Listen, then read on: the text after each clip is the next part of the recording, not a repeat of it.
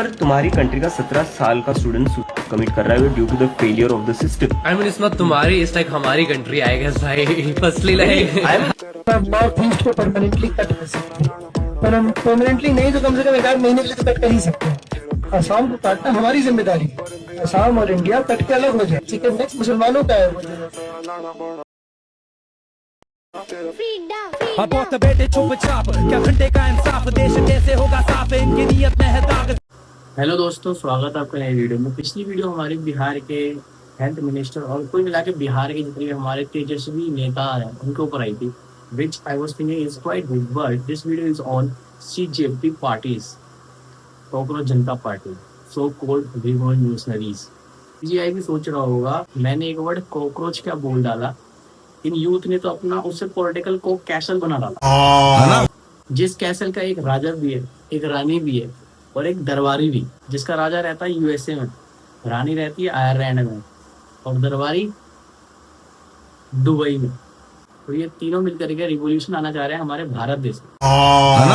अबे तो पहले भारत आ तो जाओ। सीजेपी पार्टी के प्रेसिडेंट का कहना है कि हम एक न्यूट्रल पार्टी है, हमें किसी भी पार्टी से कोई लेना देना नहीं है, ना बीजेपी से, ना आम आदमी पार्टी से, ना किसी वजह से। हमें जनता की प्रॉब्लम, जेनजी के प्रॉब्लम, यूथ की जो प्रॉब्लम आ रही है, जॉब से रिलेटेड, महंगाई से रिलेटेड, चाहे किसी भी बैकग्राउंड से रिलेटेड, हम उस चीज़ के लिए आए। हमने उस चीज़ के लिए पार्टी बनाई है, ना कि किसी डिफेम करने के लिए या कुछ भी करने के लिए। हम अपना प्रॉब्लम उठाएंगे जनता की, बस। कॉकरोच तो आखिर कॉकरोच ही होते हैं ना, फिर चाहे वो तेल चाटे, चाहे अमेरिका में बैठ करके दूसरों का गेम।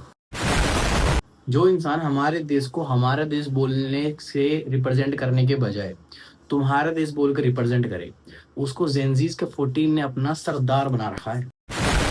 भी रिसेंटली जो इलेक्शन हुआ था सेंट्रल गवर्नमेंट के लिए, उसमें जितने भी बीजेपी के अलावा पार्टीज थी, सबने मिलकर के एक ही एजेंडा चलाया था, बीजेपी को हटाओ, मोदी हटाओ, देश बचाओ, ये नारा था उनका।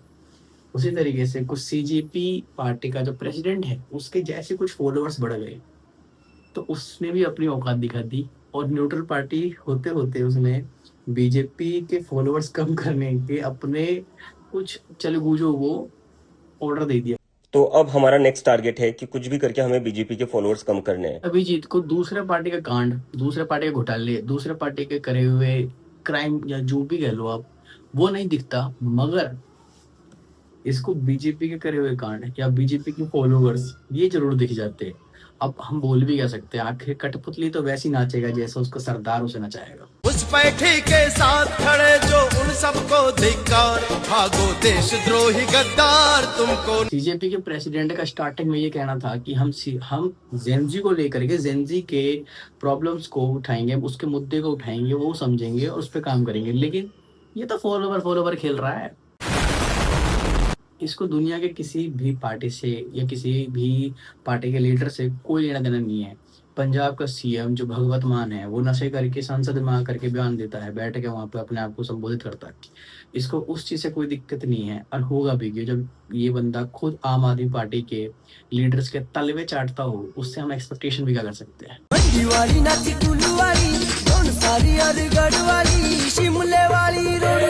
ये अभिजीत उमर खालिद जैसे लोगों को सपोर्ट करता है। वो उमर खालिद जो कि अफजल गुरु जैसे आतंकवादी को सपोर्ट करता है, जिसने हमारे देश के पार्लियामेंट पे हमला करा था, उस उमर खालिद को ये खुलेआम सपोर्ट करता है। और कुछ लोगों ने इसी आदमी को अपना सरदार बना रखा है। Kashmir neither belongs to India, Kashmir neither belongs to Pakistan. Kashmir belongs only to the people of Kashmir.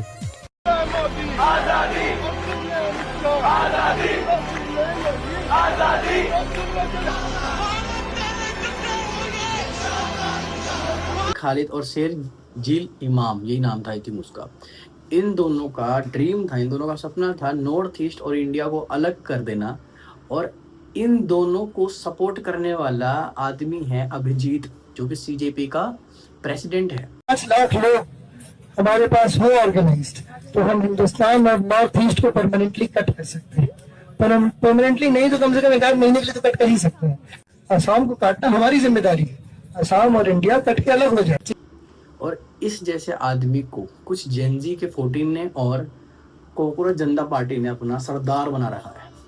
इतने बड़े बेवकूफ हैं कुछ लोग जिन्होंने इसको अपना लीडर बना रखा है कि अरे बहुत बड़े आदमी हैं। अब इसने सपोर्ट किस किस को सपोर्ट करता है तो वो तो देख लो।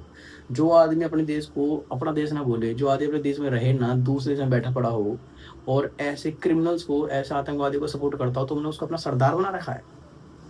बड़े बेवकूफ है यार तुम। इसने एक मीम पेज बनाया है सीजेपी पार्टी नाम का, उस पर 20-22 मिलियन फॉलोअर्स। क्या होगा, ये बीजेपी पार्टी को आंख दिखाने लग गए।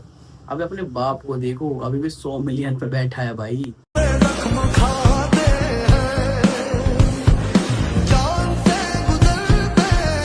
कश्मीर से आर्टिकल 370 हटाने के अगेंस्ट में बोलने वाला आदमी हमारे देश में, भारत देश में क्रांति लेकर गया है, और कुछ बेवकूफ जेंजी को लगता है कि ये सच में ले आएगा।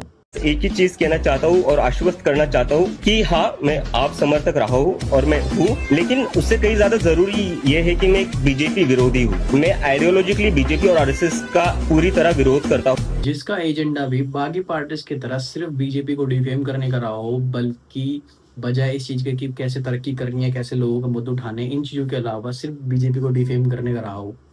उस आदमी से आजकल के लोग अपने देश में क्रांति लाने के बारे में सोच भी कैसे सकते हैं।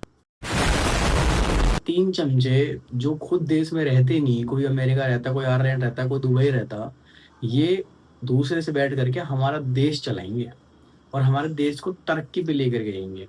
और कुछ अनपढ़ अंधभक्त इन तीनों को अपना लीडर बना के, अपना सरदार बना के घूम रहे हैं कि ये सच में क्रांति लेके आएंगे। दोनों हाथ से सैल्यूट है भाई तुम लोगों को, जितने भी फॉलो कर रहे हो ना उसे। तो भाई ये वीडियो यहीं तक थी, मैं इस वीडियो को यहीं तक रखता हूँ। बाकी आप लोग किस पार्टी को सपोर्ट करते हो? उस इंसान को जो उमर खालिद का दोस्त है, जो दूसरे देश में रहता है फिरंगी, उसको, या फिर जो हमारे देश के हित में सोचे, वो पार्टी जो हमारे देश को आगे ले जाने के बारे में सोचे, उसको। तो अपनी राय कमेंट में जरूर बताना। और आप कहीं उन सेंजी में से ही तो नहीं जिन्होंने इस कॉकरोच के सरदार को अपना सरदार बना रखा। तो चलो गाइस, मिलते हैं अगली वीडियो में, तब तक के लिए जय श्री राम, बाय बाय। गैर मुस्लिम हमारे साथ नारे तकबीर लगाए। अब वक्त ये है कि हम गैर मुस्लिमों को बोलें कि अगर हमदर्द हो तो हमारी शर्तों पे आगे खड़े। असम को काटना हमारी जिम्मेदारी है। असम और इंडिया कट के अलग हो जाए।